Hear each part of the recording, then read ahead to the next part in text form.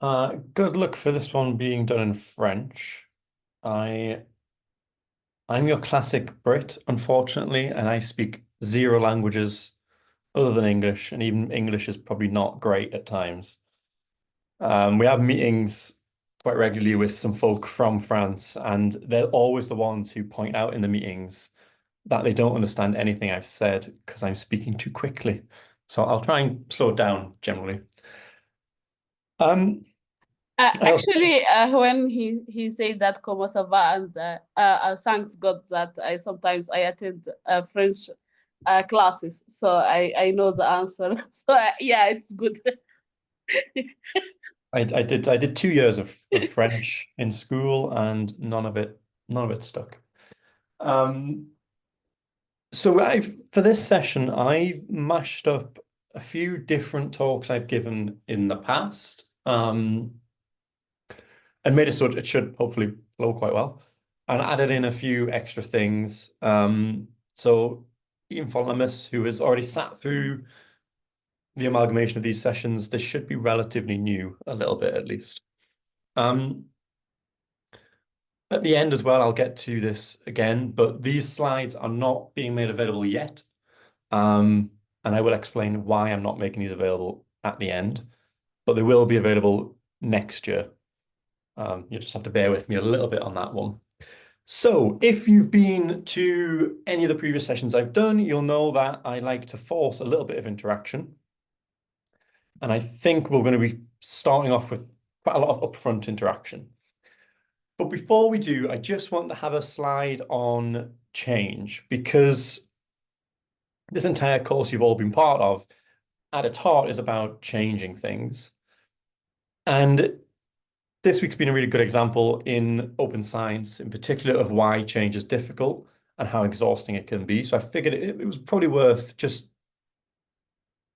sort of talking about this for at least a little bit. Change in any kind of sense is incredibly difficult. It's never an easy thing.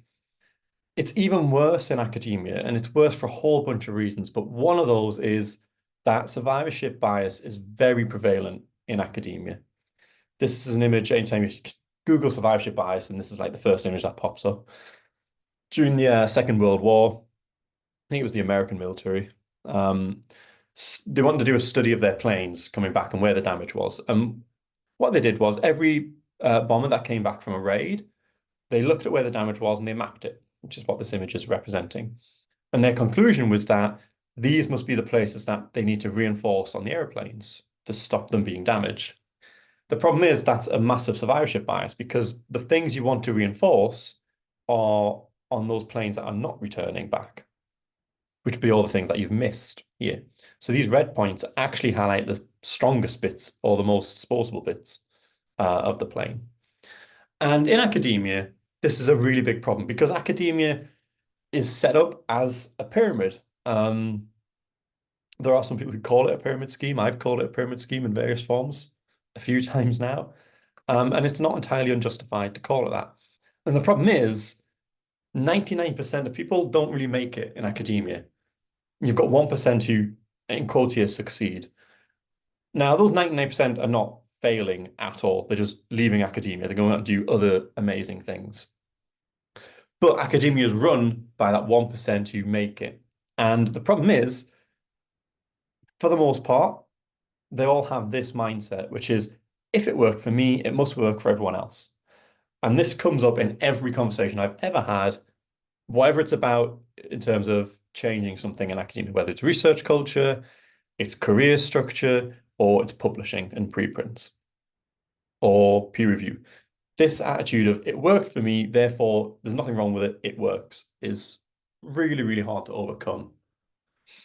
And the other problem with academia, of course, is that the training is also like a pyramid, in that you get quite a lot of appropriate training right at the bottom. So students get pretty good training generally, but it very quickly tails off to basically no training. And that correlates with progression up the career step. So even going from a PhD student to a postdoc, I'd say it's probably somewhere here on this little pyramid I've done. You can join a lab and get lots of really good training still, which is why it's quite low. But you can also go from being a PhD student to being a postdoc in a small lab where you're now the lab manager. You've got to train people. You might have to come up with projects for people. You've got to do all the ordering system, which is probably the only thing you'll actually get trained in how to do, and a whole bunch of other stuff that nobody's now teaching you how to do. And then the step up to running your own lab is way up here because now you're really not trained. And not only that, you're doing actually a very different job to what academia has been so far in your career. Because running a lab is not about doing research, it's about getting grants, it's about managing people. It's much more akin to running a business than it is to doing science. These are all things that sort of compound together to make change just that little bit harder. It's difficult, but it is worth it. But I just want to start this talk on that note. And one of the key components to change is advocacy and advocating for change. If you're, as Emmanuel and Lamis are here, by running a training course, they are advocating for change. So I wanted this is the first part of the forced interaction with me. When I say advocacy, what does that mean to all of you? You can unmute or you can drop it in the chat. But I will rest here until someone talks to me.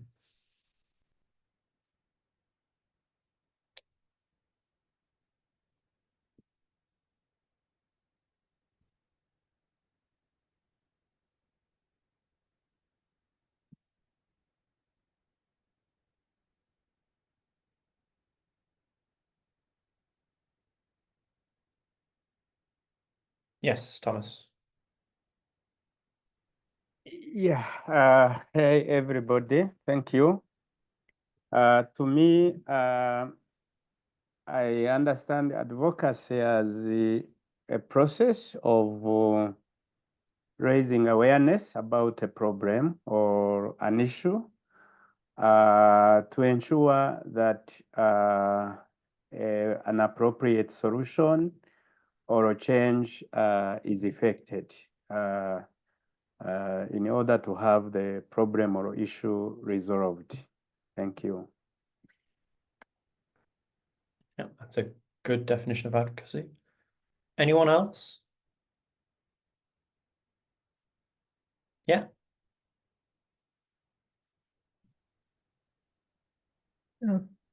Okay, thank you.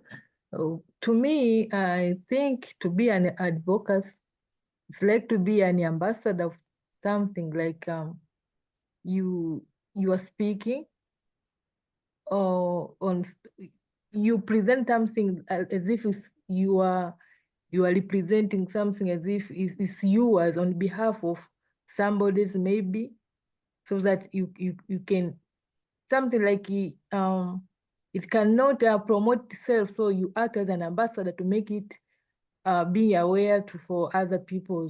So you are an ambassador of that phenomenon or that issue. Yeah. So different definition to the first one we heard. And this one, actually, that was a definition that if you're familiar with legal advocacy, is kind of almost textbook definition for legal advocacy, actually. So the point is that advocacy actually means a lot of different things, which is highlighted just from those two comments there. So in terms, I mean, I've put preprint in here. This is just advocacy. So what is advocacy? It is, as we've just heard, to represent, defend, or promote an interest or opinion. It's about disseminating factual information. It's about connecting with others and being enthusiastic and passionate and arguing a cause. It is not a balanced, neutral discussion. And this is something I put in because at ASAPbio, we're looked upon as a very neutral organization. And I think that slightly skews some of the things we do as an organization in the wrong direction. Advocacy, by its very definition, requires you to take a side in something and to promote that side of things. So there's also a bunch of different types of advocacy. And it's important to be aware of what they are. I love dogs, if you haven't guessed it. This little doggy here on the left is mine, currently asleep in the other room. So one of the types of advocacy is self-advocacy. And this is the thing that we all do. We all do self-advocacy quite regularly throughout our lives, especially in our professional careers. And this is very much where you are advocating for your own interests. So for example, if you were applying for a job, the job interview is an entire exercise in self-advocacy because you are selling yourself to the potential hiring committee. Then we've got confusingly called individual advocacy. And this is where you're advocating for other people. And this could be one person. So in the legal sense, this is where a lawyer would represent someone in court, for example. In the wider advocacy sense, this could be you representing anyone else for whatever reason. It could be one person, it could be a group of people. The point is it's advocating for people who are not you necessarily. And this very much focuses on wider shared interests. And then there are systems advocacy. This is where you're advocating for much, much broader changes. This is very much, as the name says, system level change. So the advocacy at the systems level is much more policy based, and that's sort of a higher level than those other types of advocacy generally in terms of activity you would do. The difference with systems advocacy is also that if you were to do it as an individual, I think often it helps if you're in that position to make those changes. You can, so I mean, I'm not in a position to do these things, but I can still advocate for systems level change. But I can't do that as effectively as the advocating I can do for self or individual. And just to come back to that point that advocacy is a lot of different things, and to bring this down to preprints, you can replace preprint here, by the way, with anything, open science, whatever you want. This article, you can go away and read it if you want, but the reason it's included here is because this article argues that preprint advocates must also fight for research integrity. And I would go further. I think you've also got to fight for a bunch of other stuff around that as well. You've also got to fight for institutional level recognition and things like that, and research culture. The point is that when you're doing advocacy, when you're approaching it, one of the worst things you can do is narrow your focus so much that you're blinkered to the other things that are going on and that interact with the thing you're arguing for and fighting for. So when I talk about preprints, you'll see me talking about research culture all the time as well. You'll see me talking about research integrity. I was at a conference a couple of weeks ago. I didn't have a single conversation about preprints, even though if you're looking at me from the outside, that's what you would associate me with. Every conversation I had at that conference was about research integrity. You can't just advocate for one very, very narrow thing. You've got to do it as not too broad, but not blinded. And this is a big problem I see a lot, especially in the open science space, is people have the thing they like, and that's all they'll talk about. And they'll present it as if that's the only solution that is ever going to work for everyone. And it actually causes more damage than help. It's not the way to it's not proper advocacy. It's not good advocacy. But with that question, if you are all going to go out and be advocates for preprints, what do you think the boundaries or the limits are? This is another forced interaction component.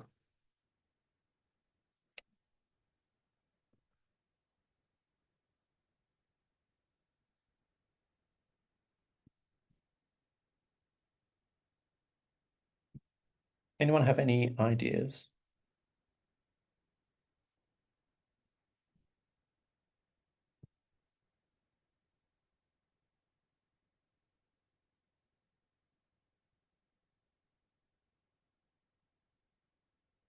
Yeah. Maybe let me give a try. What I understand the boundary or limit can be an awareness that many people are not aware this is like a new phenomenon, and it is just at the beginning to be spread by us as ambassador and advocacies. So that might be a limit to some of our institutions or universities. So unless we spread it well, we promote it so that we can remove those boundaries. So that's a really good example of why this is difficult. By boundaries and limits, what I mean is by being an advocate. So if you're going to advocate for preprints, what are some of the things you probably shouldn't advocate for? So, for example, you will never see me go out and advocate for any of the traditionally owned journals. Partly because that would be working against preprint advocacy, but also because their interests are not aligned at all with things I'm advocating for. So I can't bring them into this. You won't see me advocate for some of the other open science practices. Again, because those are slightly out of reach. There are people who love replication studies. There are some people who all they talk about are replication studies, and you'll never see me talk about those, at least in a positive light, because they're too far out of the scope of what preprint advocacy would be. I said don't be blinkered, but equally, you can't have too big a focus. So I think this might be the last question, but I'm not promising. What do you think makes a good advocate?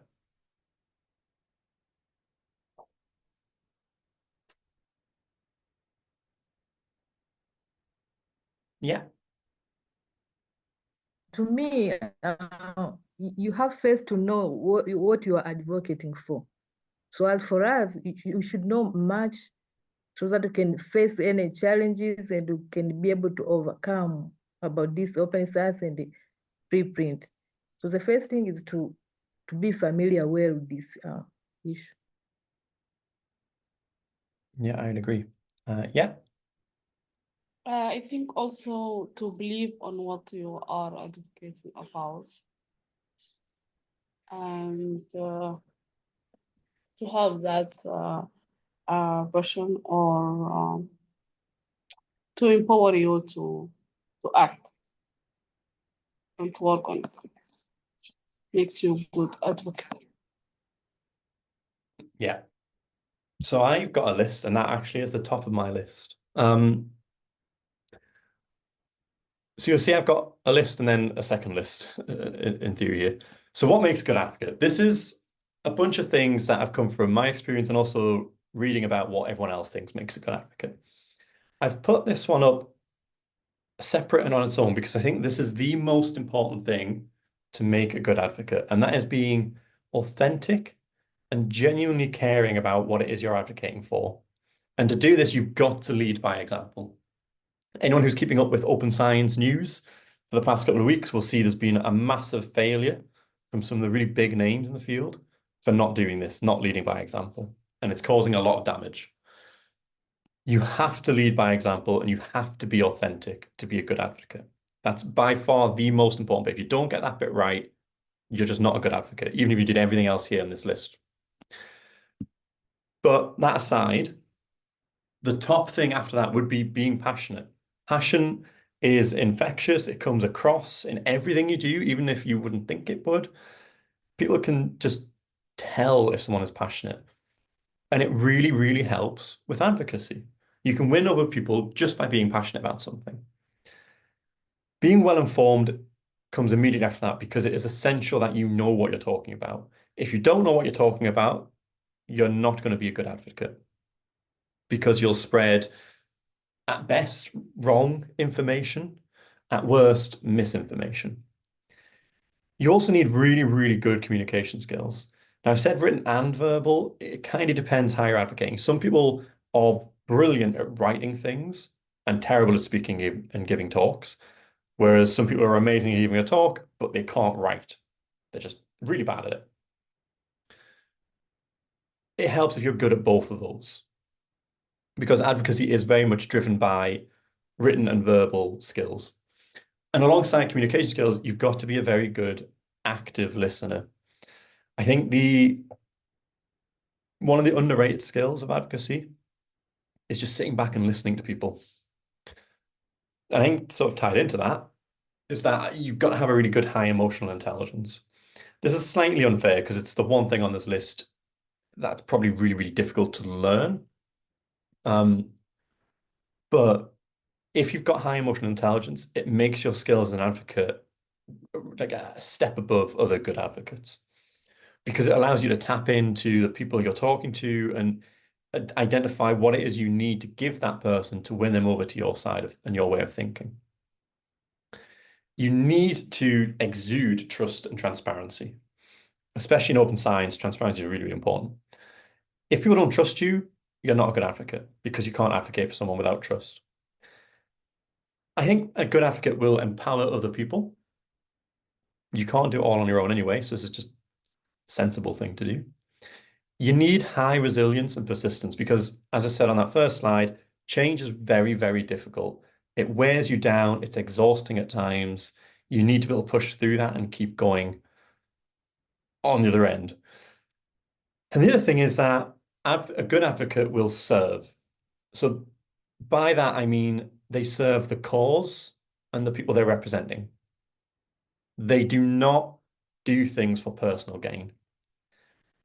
This is partly where I think some of that open science news coming in recently has sort of failed as well. You need to put what the advocacy calls above career gains and personal gains. If you talk about preprints in particular, as an example, they don't necessarily benefit your career by posting a preprint. But if nobody does that, nothing's going to change. So we need to do that step.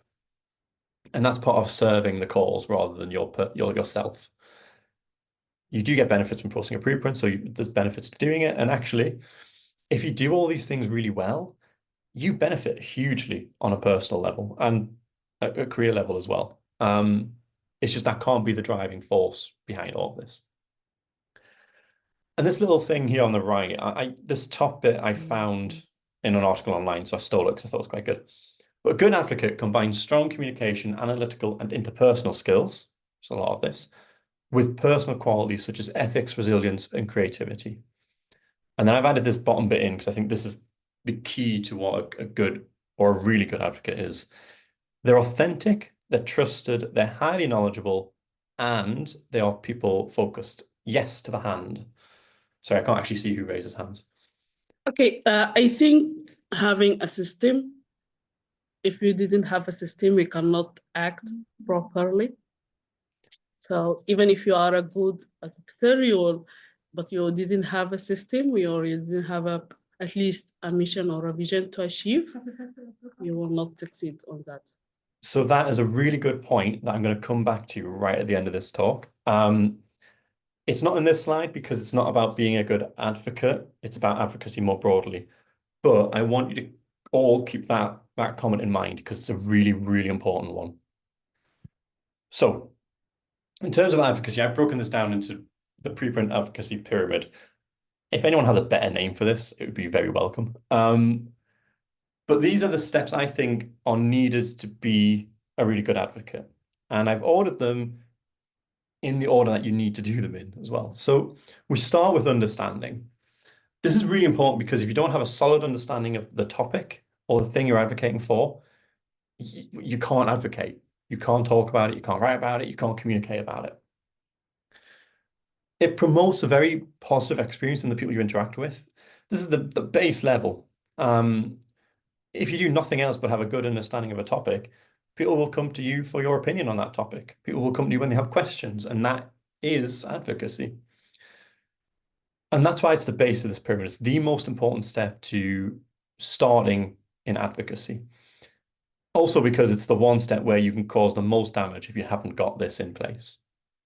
If you don't have a solid understanding, you will spread misinformation or incorrect information or misconceptions, and it causes problems. And the worst thing you do to advocate in terms of advocating for something is to accidentally or purposefully do the opposite and cause problems and undo some of the good that is being done. We've then got communicating. You really do need to have very high people skills and emotional intelligence. And you need to be a good communicator. It's not always an easy thing to do, but this is something you can learn to do. As a child, here's some personal insight into my life. As a child, I didn't speak. All my teachers through my first schooling thought I had something wrong with me because I would never speak to anyone. Obviously, I'm doing a lot of speaking right now. But as I got older, I picked up these skills. I paid a lot of attention to other people. I looked at when someone gives a talk, right, I'm not actually listening a lot of the time to what they're saying. I'm paying attention to how they're doing it. What is their stage presence like? How are they moving around? How are they using the stage? How are they saying the things they're saying? How are they communicating the message? How are they engaging the audience? And if you do that, you'll pick up an awful lot. A lot of it, sadly, at least in academia, is what not to do. But that's just as good as knowing what to do. And I don't know if I'm any good at this anymore, but I like doing it at least. So why is this near the bottom of the pyramid? That's because it's a really vital component to being an advocate. If you can't communicate well, you can't get your message across. If you can't communicate well, you can't win people over to what you're trying to tell them anyway. So it really is, again, one of the foundational parts of this. And then we've got normalizing, and this is where you're into the actionable part of the pyramid. So what do I mean by normalizing? This is where you take whatever it is you're advocating for and you make it a perfectly normal thing. So with preprints, when I was a postdoc still in the lab, I talked about preprints constantly. I didn't shut up about them. And in doing so, it normalized the word, the meaning of preprint, the fact that it was something everyone was thinking about because they were sat next to someone who wouldn't stop talking, and the behavior of using preprints. And by normalizing a behavior, it's a very passive effort, which is great because for you, it literally is, you just need to talk every now and then about something.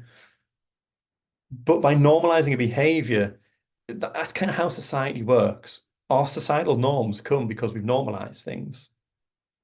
And so it's a very passive but very powerful mechanism for an action people can take as an advocate. So the next step up is to educate. So you can see why this is next up. This is a bit more active than just normalizing. This is really important because this is, as we were saying, awareness is a big issue and it really, really matters. And this is where educating really comes in. It's about providing people who are unfamiliar with preprints in this case, the knowledge they need. And the best thing about educating for me is that it empowers others. And I said earlier on that a sign of a good advocate is someone who empowers other people. If you do that, it's hugely impactful. It reduces the burden on you. It gives you a group of people who are now all working towards the same thing. And it means they can go off and do their own thing. They don't need you to do it anymore. And I mean, everyone likes to be needed a little bit, unless I just have commitment issues. But being successful as a leader, as a teacher, as an advocate, you're successful when people don't need you, when they can go off and they can do all that stuff on their own. And you're really successful if they go off and they do it better than you do. That's how you know you're doing a good job. So educating is incredibly important. Then we've got convincing. Now, as we get up this pyramid, these steps become harder to do. Obviously, convincing people in terms of advocacy is an incredibly important step. It's a really significant component because if you get advocacy down to like a single sentence definition, convincing other people is going to be in that single sentence definition. You need to win over people to your way of thinking, to your opinion, to whatever it is you want people to believe in. And that's why it's at the top of that sort of active section of the pyramid. It's a lot more effort than those other actions are, but it's one of the most impactful. It can be enormously challenging to do. It's not easy to convince people. It's even harder to convince people who have the opposite opinion quite strongly to you. And to do this, you need all those other bits in the pyramid. You need solid arguments. You need a really good knowledge. You need good communication skills. You need to have educated people before you can even begin convincing someone. And then at the top of the pyramid, we have changing. At the top, because it's the ultimate goal, it's the hardest thing to do. Changing is where it's, for me, in this sense, it's more about mandating change. So a really good example in the preprint space would be the Gates Foundation. They mandate change by saying all the people we give money to must post preprints, and we're not going to pay article processing charges. This is at the top because this leads to adoption at every stage. It reduces barriers and it provides incentives. It's hugely powerful. The other thing this does that none of the other steps do with advocacy is it forces people to do what you want. It's never a good idea to force people. You should always start from the position of trying to convince people and win them over naturally. But think about absolutely any part of life, even the things that we hopefully on this call all agree should be perfectly normal and reasonable. And then globalize it. There isn't a single thing that everyone on this planet will agree on. So at a certain point, you need to just mandate things. This is what norms in societies are. This is what laws are about, right? We all agree murder is a bad thing. Some people don't. So we need to mandate that you're not allowed to do that. These are needed, but these should be after you've done all those other steps. And that it really does rely on all those other steps to be done. You can't just mandate something out of nowhere because you'll get a huge amount of resistance, which, as I said, we will come back to towards the end. It also requires a person to be in a position to be able to actually make these kind of policy-based decisions. And that's not an easy place to reach. It also requires the right people to be in the right positions, which I think is something open science in particular is suffering from now, sadly. These are bigger scale, a higher level, but they can be grassroots efforts. You can, just through sheer numbers and effort at the grassroots level, get changes like these things happening. You know, all the changes we've seen with preprint space so far have been because of the grassroots effort. They've convinced people in these positions to change things. So it doesn't have to always be that you are in that position, but somebody in that position is the one you need to win over. So just to summarize that part, we've got on the left here why I think it's important, and then some example steps you can take on the right. So if you want to do understanding, this is things like literature reviews, it's reading, it's ASAPbio fellows program for preprints. Communicating is about self-education a lot of the time and training that you can take. And I think largely self-awareness. In terms of normalizing, this is everything from using preprints and talking about them, right up to doing things like having departmental preprint clubs instead of journal clubs. And that's where you start straying into the educating part. So this is discussing with others. It's actually giving trainings or talking about preprints, giving seminars, presentations, writing stuff, that kind of thing. The convincing part is more about initiatives and workshops, and the training materials and courses depend on what level you're doing them as to whether it's educating or convincing. Convincing is also, should be on this slide really, one-to-one conversations. Never underestimate the power of a one-to-one conversation. And then changing is, as I said, it's that institutional policy level kind of change. It comes from people in positions of power. You don't have to be that person, though. Okay, do we have any questions at this point?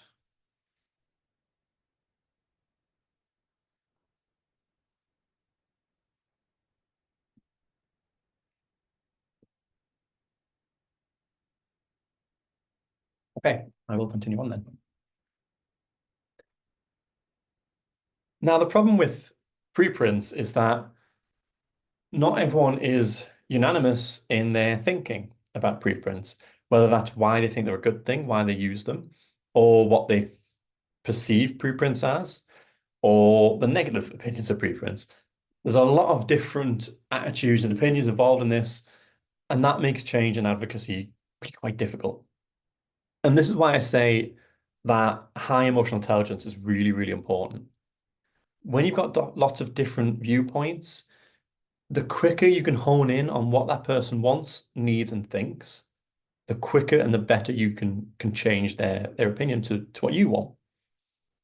And you can deploy the right tool to do that. So I'm not going to ask you to chime in on this question because we've covered this a lot in this training series so far. So what does the data say? I say at the pyramid, you should start with evidence, with an understanding. So what does the data say about concerns with preprinting? Largely, it comes down to being unaware of the option, fear of scooping, sharing before peer review is a big concern. There are some things you can kind of begin to group things together in. The other thing is that, as with every case, people from different places have different concerns. This is a really good example of that here.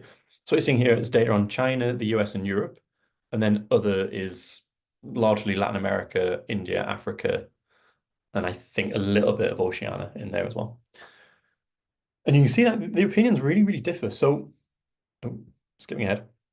So things like getting no recognition for posting a preprint is a huge concern in China compared to the US. Whereas something like publicly sharing before peer review is a much bigger problem in the US than it is in China, as is things like credibility and premature media coverage. So it's really important to know that the concerns in the thing you're advocating for won't always be the same. And the more you understand about that, the better it is in terms of your advocacy. And the thing is, all is very much not equal. So conversation is not the same as presentation. In person is different to virtual. One person is different to another person. Convincing is not the same thing as arguing. And this all begins to talk about communication. So if people's opinions are different, how we communicate and how we present things as an advocate is also very, very different. And this is where we start talking about communications around preprints. So how do you get your point across in a good way? This is some framework that you can use. Other frameworks are available. And this is the PrEP framework. Now, I would say this works better in person and verbally than it does written. But if you take away that final P, so if you just have the PRE part, then it works quite well written. And what this framework does is it provides you a way of approaching each conversation. So what you do is you state your point and your position immediately, state it up front, and then you outline the reasons behind that. And once you've done that, you then provide the examples and the evidence to support the main point you just made and those reasons behind them. And this is really good because you're being upfront about your point, you're giving people valid reasons, and then you're backing it up with evidence. You're giving them a really good, strong argument. Now, if you're doing this verbally, it's also good to reiterate your main point because there might have been a lot of words said between this P and this P, and you want people to take away your key point more than anything else. When you're writing, reiterating your main point can be a little bit repetitive, so it doesn't always work so well. So make sure even with things like this, you adapt it to the method you're using to communicate. I was always taught to P instead. So this is point, evidence, explanation, which is a really good thing for teaching kids because it sticks in your head. And that's how I was taught to write everything. Every English lesson we had in secondary school was basically writing an essay. And we'd have to do point, evidence, explanation for every paragraph we wrote. And it's a bit basic considering how I write things now, but that mindset is in everything I still do now. It's a really, really good way of writing well, I think.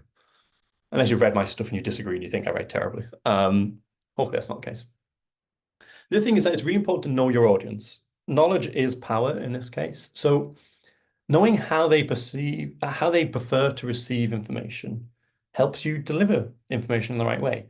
Knowing what their decision-making style is also really, really helpful. So is the person you're talking to analytical, so they'll go away and they'll think about it? Are they very decisive, so they'll just make a decision immediately on the spot?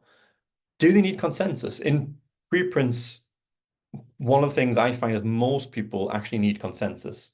So then you've got to find all those other people, convince them, and then those people who need consensus will come over quite readily.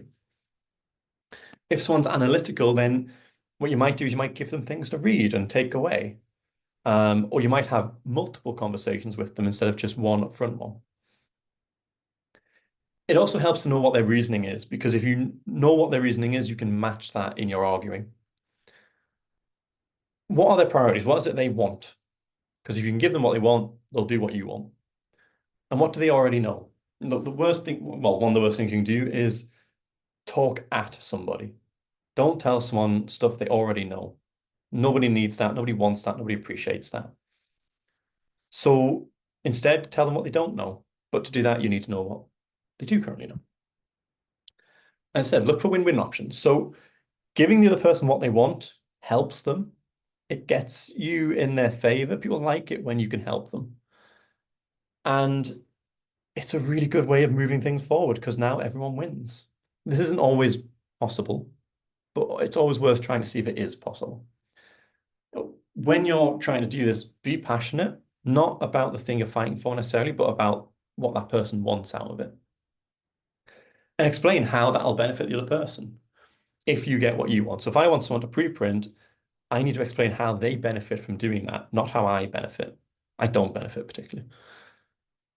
What career benefits do they get? So preprints are a good example because if you post a preprint in some places, they count towards fellowship. So now you've got a bit of an edge above people who haven't preprinted.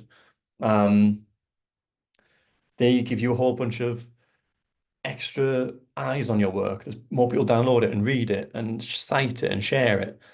These are all a lot of benefits that people really like in academia. Are there any cost benefit considerations? So preprints are free. There's a big cost benefit consideration. I just co-wrote a policy brief directed at the UK government where we said if you stopped paying article processing charges, you could save £40 million a year.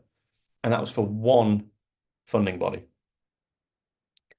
The cost benefit one is a really interesting one when it comes to open science because it's one you see a lot. It's not going to a lot of people use, but if you frame it well, you can cause a lot of problems. So that policy brief, the open science team had to defend their funding as a result of that, which is not a nice thing to do to somebody, but it pushes and it makes people think about things.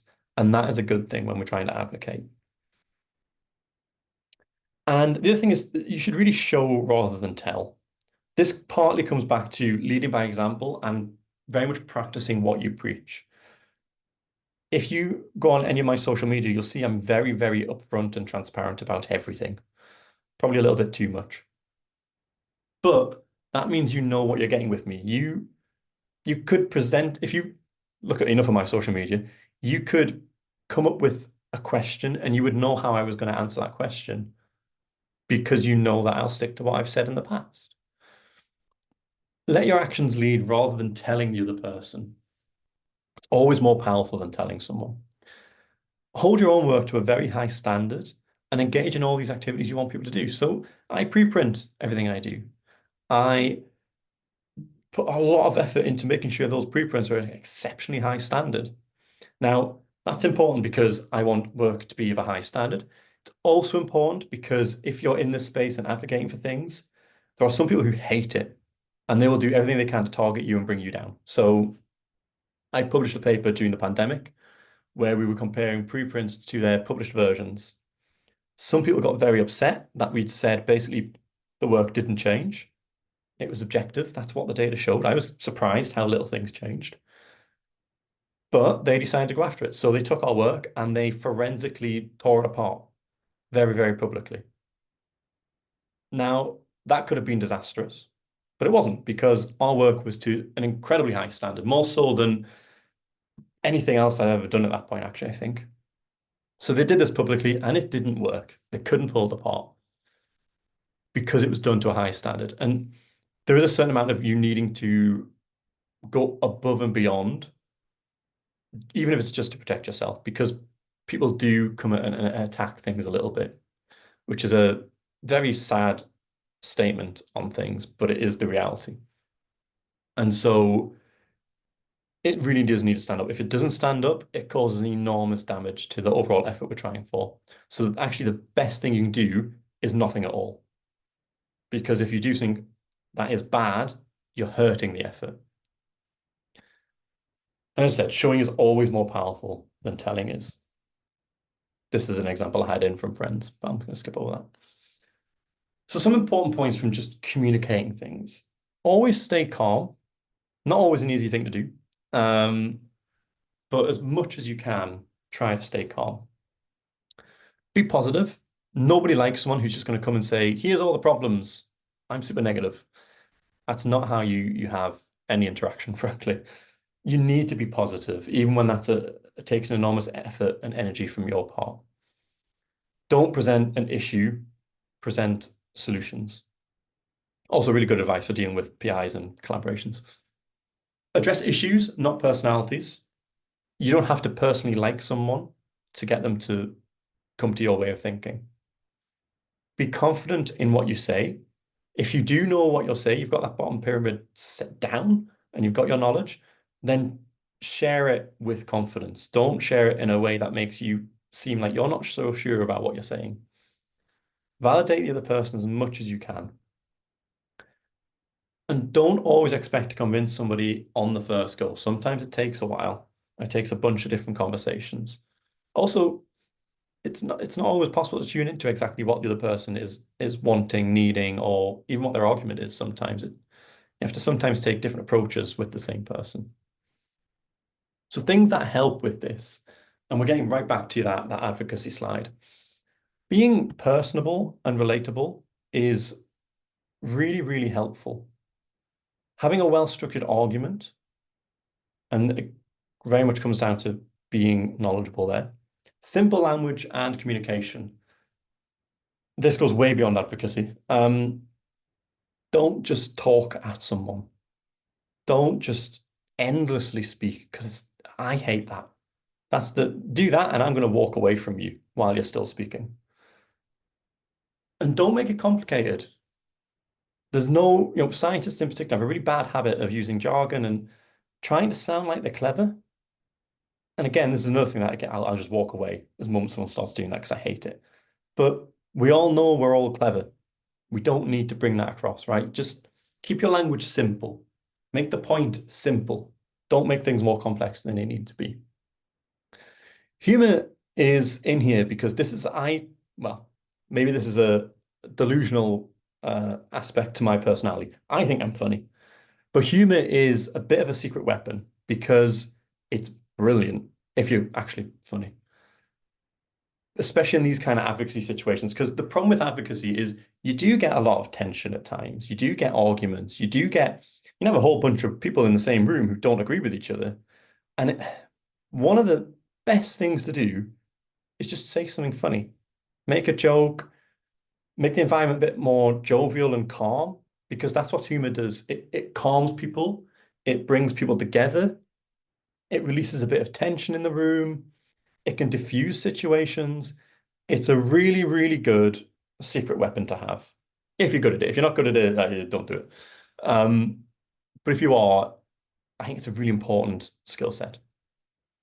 High emotional intelligence is, like I've already said multiple times, super, super important, as is leading by example. Don't just talk the talk. You must have that authenticity. And you can see this, even if it's not in what someone says, it's almost a feeling. For example, an organization is authentic or not. You can just tell because maybe they're saying all the right things, but they're not following through with it. Or you can see where someone's just paying lip service to something. As an example, if ASAPbio were a very people-driven organization, if we suddenly internally stopped doing that, you might not see that so much externally, but you'd definitely pick up on it, and we'd lose our authenticity. And this is why I added that sentence into this paragraph. The thing here is that not all the conversations you have need to be direct. And this is part of that normalizing things. Just being in a space where, with preprints in this example, you're talking about things regularly, being consistent. It's not a conversation as such, right? But it's making it normal, and it's making it just a thing that everyone else is hearing. Using preprints in journal clubs, or when you post a preprint, celebrate it. Or when you read something that's really good as a preprint, share it with everyone. When you do those things, you become that person people go to for just general advice about preprints. And then that gives you a leg up to do all the extra things that we need to convince them, the other people. Being visible is, you can't really underrate it. It's really, really valuable. And that is something where you do benefit. Because if you're visible, if your profile's raised, it usually helps with your own career. Okay, so I said we'd come back to some stuff at the beginning, and there's various models of persuasion that exist. One of these is from Aristotle, quite an old model. And this is the idea that persuasion is based around 3 elements. So ethos, logos, and pathos. So you, your message, and the audience. And I'm not going to focus on this, but you can see how these things are broken down on everything I've said so far. There's also this business equation for influencing change, this Beckard-Harris equation for change. And this is what was said right at the beginning that I want to come back to. What this equation says basically is that in order to have change, you need to overcome the resistance to change.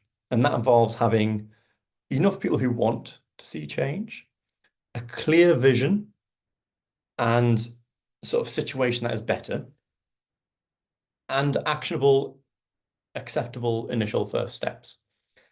If you have all of those things and they're big enough together to overcome the resistance to change, then you will see change. Now, I think things like systems are kind of built into these. This is kind of what the first step in the vision is. I think something that is missing from this, on sadly this side of the equation, is sustainability. Whether that's financial sustainability or just the effort involved. Change is hard, remember, and it saps the effort from you the longer you try and do it.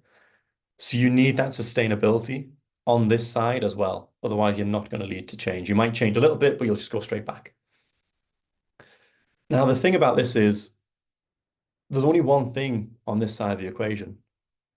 There's three, and four if you add in the one I've added in there, on the other side that all need to come together. You can have a great vision, but if the first steps don't work, you're not going to get change. You can have a great vision and some great first steps, but if enough people aren't happy, you're not going to see change. So it just underscores how difficult change actually is, which is a very, very depressing point. So I'm not going to end there. I'm going to keep going. There's also this 6 principles of persuasion, which tie in a bit more clearly, I think, to what I've presented so far. Again, I'm not going to focus on this one. There's links if you want to go read them. But this is reciprocity, consistency, consensus, liking, authority, and scarcity. And they basically, these 3 models all kind of say the same thing, just in different ways. But what I do want you to do is think about the times your mind has been changed. It doesn't matter what it is, it doesn't have to be preprints. Although it is great, I've done a good job. But I want you to think about what it was that changed your mind, why your mind changed on whatever it is, what instigated that change. And as you're doing this, there's probably a bunch of things coming to mind, but there'll be one thing I can guarantee is, you might not have thought about it, but is fundamental in all of those cases: storytelling. Storytelling is, as long as humans, right? It's how we passed on knowledge for most of our existence. It's how we bring people together, and it's so important in everything we do, especially advocacy. This is a really, really good, it's on YouTube, video to watch on how, it's called The Power of Words, and it's all about how words and the choice of words you use matter. But the guy, his entire presentation is a story. And it's a really good lesson in why storytelling, why words are so important. So I would suggest you go away and watch this. It's 15, 20 minutes long, I think, if that. So good storytelling will do a bunch of different things. It evokes real emotion. And when you're trying to advocate and convince people and communicate with people, that's the route in. People mistake open science, as an example here. People mistake open science with openness and access, or science and rigor. Those things matter, but the heart of open science is actually people, because it's about changing things, and change things is people. The systems in open science that are all working badly are people. It's because people keep things going. People create the systems. People create journals. People keep journals going. People create article processing charges. People keep article processing charges going. People change things. The system is just a thing we can blame, so that we don't blame individuals and we don't point the finger at people. And it's a nicer thing to talk about. But we can't forget it is people. People change things. And the best way to win a person over is to touch their emotions, because no matter who you are, you're emotionally driven. Now, yes, data matters, and it's part of a good argument, but you'll never see change quicker than if it involves emotion. So a good story should evoke real emotion. it should inspire some kind of action. In this case, it should inspire people to post a preprint or read a preprint or go even further.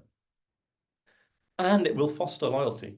A good story is engaging and people want more. And when you're advocating, loyalty is really, really helpful. And there's ways you can structure this. I'm not focusing much on how to structure a good story. This is kind of where I've ended because I'm working on some other stuff that I will use to build upon all this. But this is one technique you can use. So this is the ARC technique. So again, having something that is actionable, real or relatable, and compelling.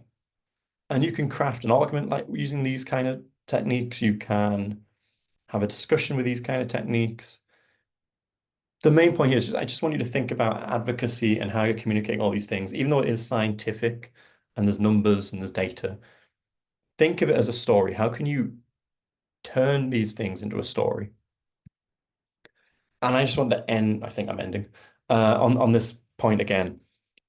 A good advocate, a good leader are all these things. They are authentic, trusted, highly knowledgeable, and people-focused.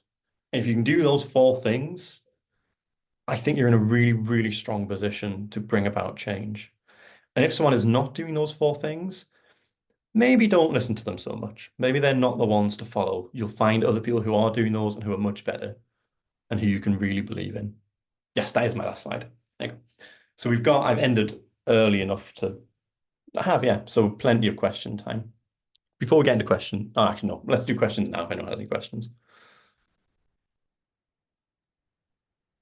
Hello, Jonny. Thank you so much for another wonderful and educative session. I think, yeah, Nadal has the hand raised. So Nadal, yeah.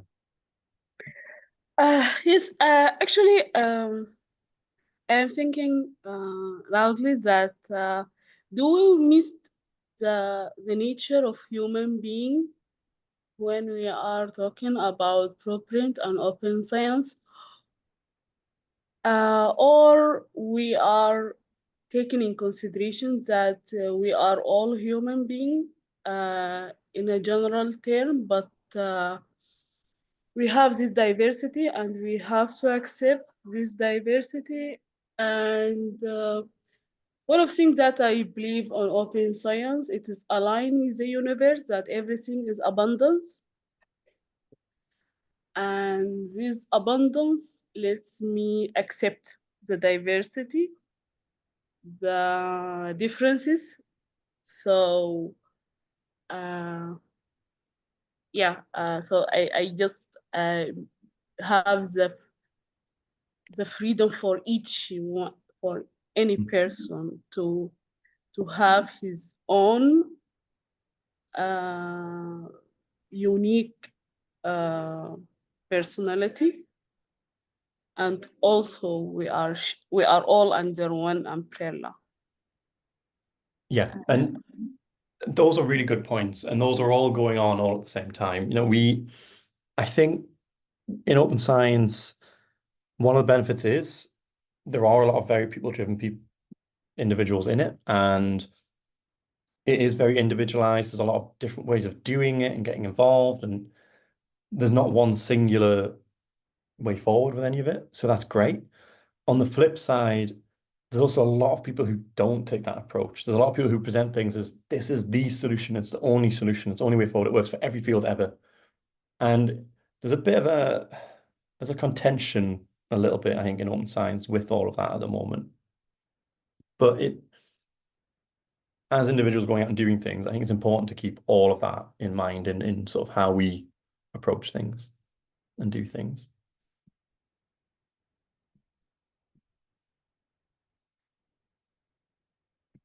Any other questions?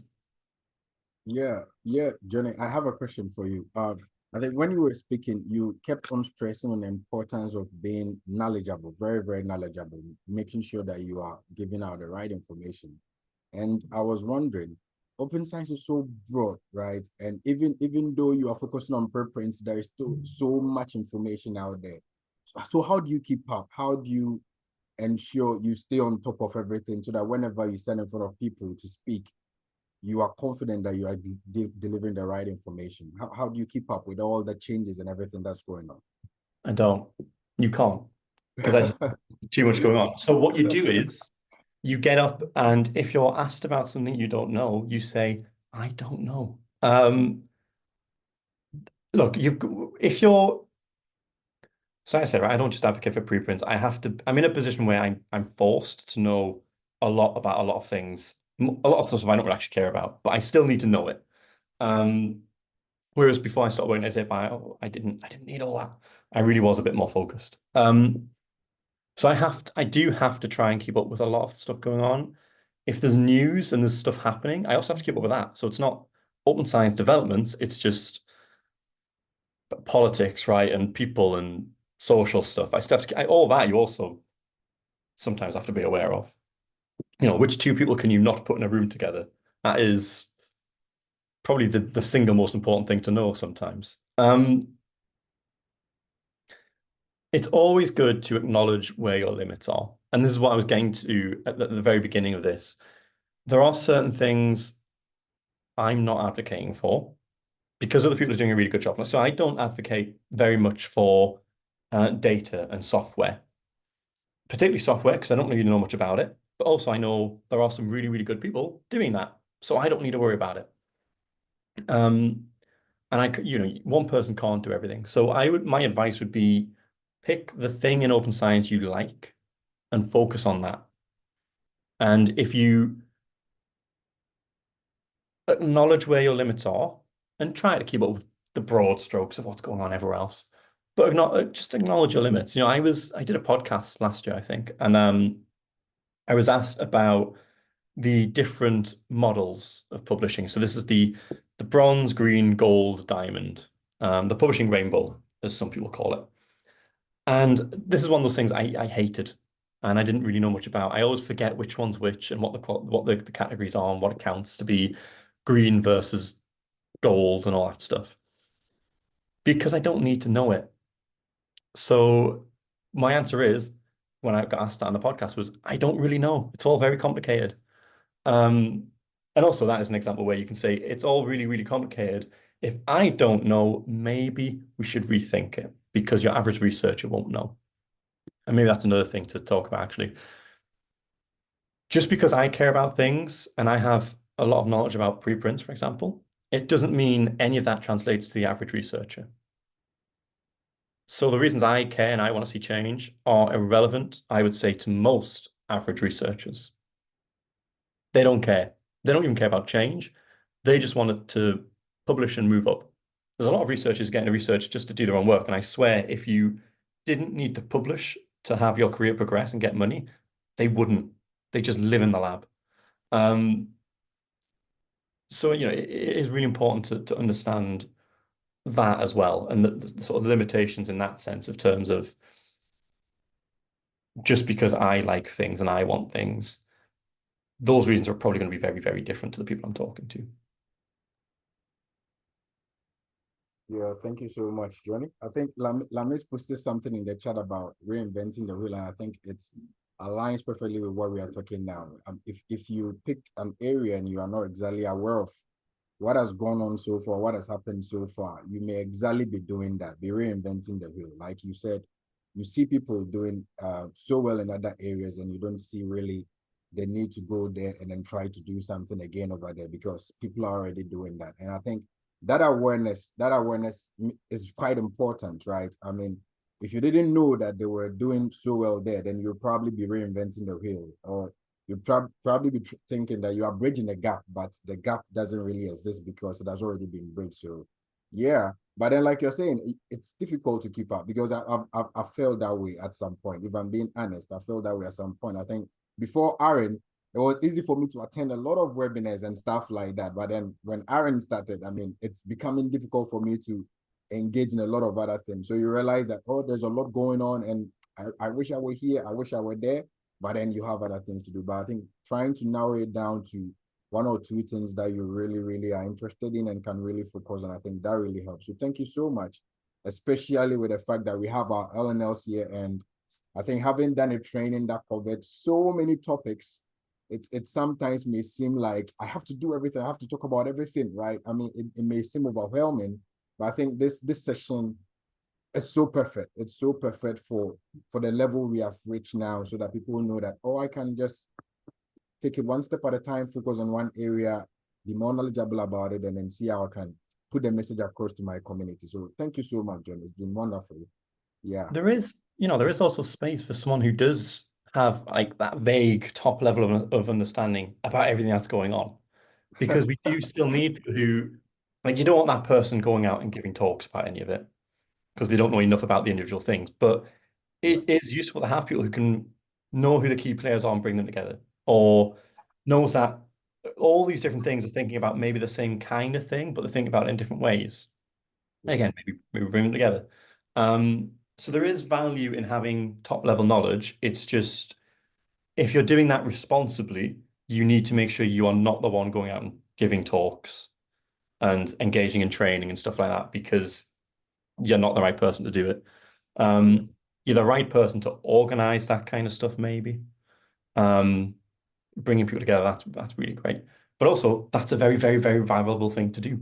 And I think it's the thing we see maybe it's the thing you see the least in these kind of spaces, because it's the thing where you get the least credit, right? Everyone wants to go out and talk. I couldn't do that because I love giving out talks and getting all the attention. My ego just grows massively. So I'd be the horrible person to be doing that. And it does make those roles are not, you don't see them so much because there's not that much credit given to them, but actually they're probably the more important roles. Yeah. Thank you so. Yeah, you're muted. Yeah. yeah. Can you talk Despite that my voice is almost gone, but I had to speak. I think one of the things that's really helpful in the open science community is that, and me and Johnny were having a conversation about that, is that everyone is so supportive. So I think, or I don't know, but I would suggest, for example, if you don't have like that deep knowledge in one thing, and you know someone, that's, for example, like if you're talking about preprints and you have maybe questions, or maybe questions you have or questions your community have, it's good that you have a connection with someone who have that deep knowledge, to advise you and help you move forward. And I think, I think that this is something that is, I think, keeping the open science community alive so far, is that, collaboration, and that everyone is there to help everyone else. And our LNL training is the perfect example of that. We couldn't do it. Me and Emmanuel couldn't, like, because we're not knowledgeable. Like, most of the trainings that we had, it was our first time getting training on those things. But having the connections and again, not reinventing the wheels, and going to those who have the knowledge and ask them to come and deliver it, I think is really helpful. And the other thing that sorry sorry about that coughing in your ears, that I wanted to say is that I think what would make the job easier for our LNLs is that they are people that are familiar for the communities that they want to advocate for, So I think this automatically creates a lot of trust, If it's someone that then it's someone that you feel easier, to talk to and argue to, and even for the LNL, because this is your community, you know them, you feel more comfortable talking to them. Yeah, so these are the two things that I really wanted to say. And thank you, Johnny. This session is just amazing.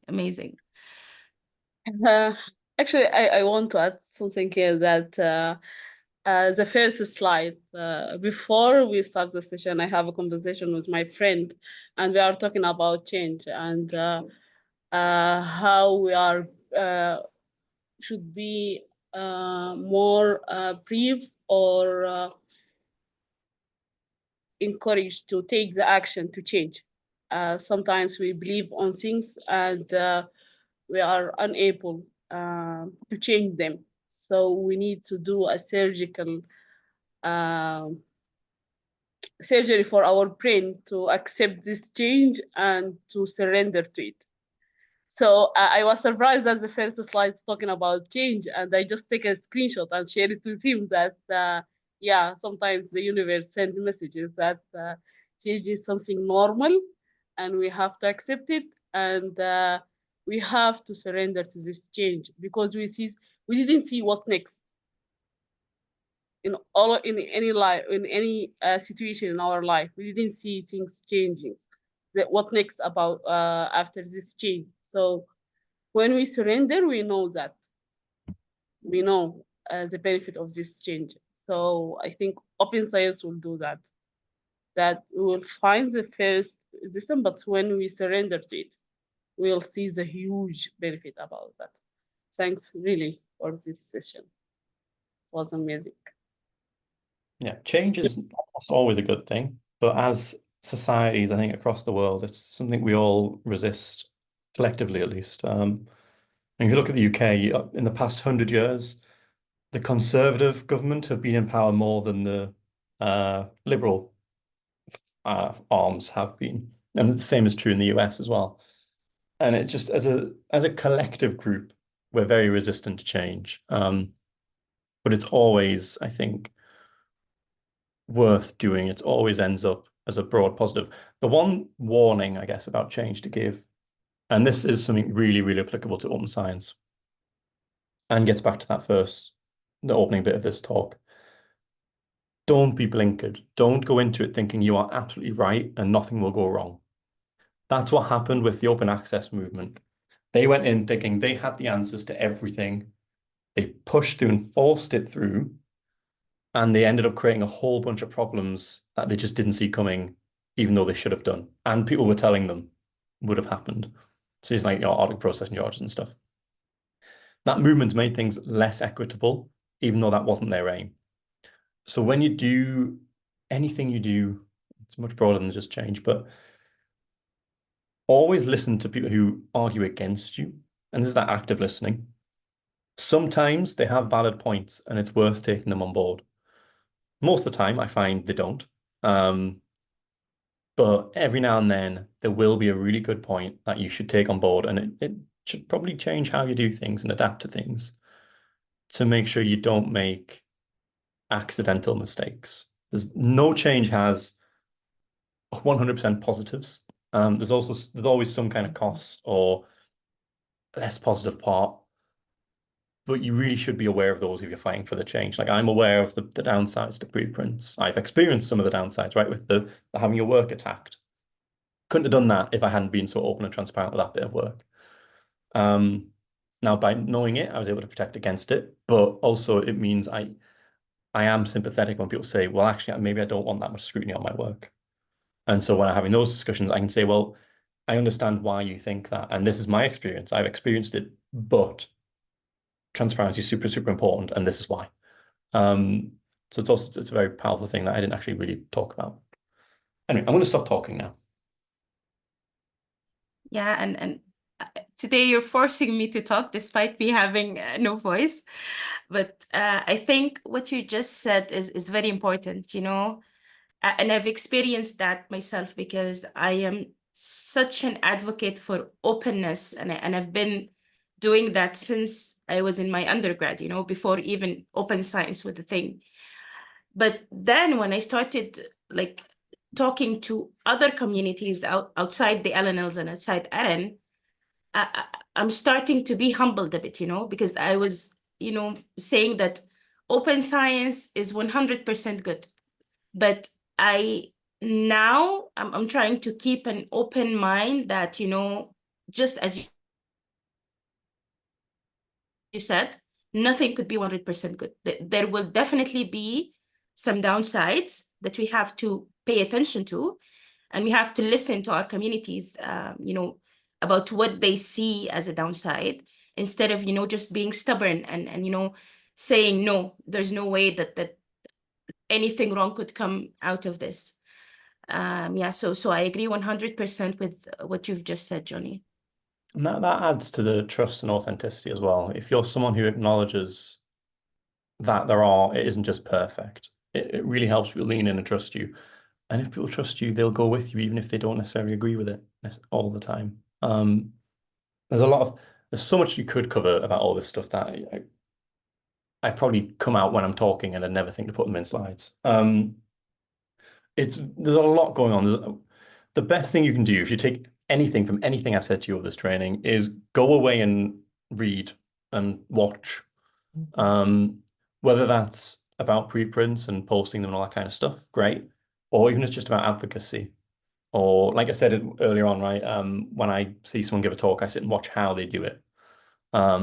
Do that just once or twice. And you'll be a better version of yourself for doing it. When you go out and give a talk, if you've thought about that kind of stuff by watching other people, you give a better talk. And then that's great. And that's a nice big positive from this as well. I do have to run to another meeting in 10 minutes. So I just want to come around to something else I'm working on. And I'm hoping this isn't going to be the recording is not going to be on YouTube or anything. If it is, you'll have to cut me off now. Yeah, let me stop the recording, Jonny, if that's okay. Yeah. Yeah, sure.